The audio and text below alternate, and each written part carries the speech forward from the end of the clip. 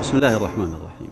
حديثنا اليوم الثنائي وأنا في المسجد لعلنا نتذكر أنه وإياكم. هذا حديث مهم جدا وفيه باب للجنة غافلين عنه. يقول حديث عبد الله بن عمرو رضي الله عنهما رواه الأربعة وهو حديث صحيح.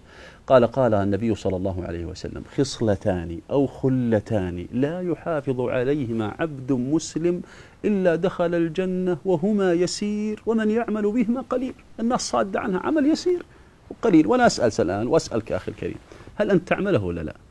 شوف، إذا ما كنت تعمله طبقه من اليوم، احفظه وطبقه، ترى يسير. لأن باب من أبواب الجنة ودخول الجنة. قال النبي صلى الله عليه وسلم: يسبح في دبر كل صلاة 10. إذا سلمت سبح 10 مرات، سبحان الله سبحان الله سبحان الله سبحان الله سبحان الله 10 مرات. زين.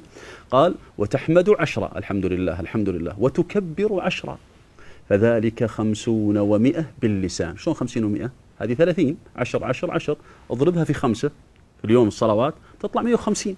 فقال النبي صلى الله عليه وسلم: فذلك 50 و100 باللسان و1500 في الميزان. لا ثقل في الميزان.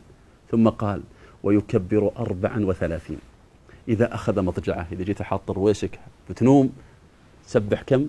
تكبر 34 تكبيرة، الله أكبر الله أكبر، وتحمد 33 وتسبح 33، فذلك 100 باللسان و1000 في الميزان. والله وينه إذا قبل ما أنوم أقولها التسبيح والتكبير والتحميد، وبعد الصلاة 10 10 10، كما قال النبي صلى الله عليه وسلم في أول حديث. وش قال؟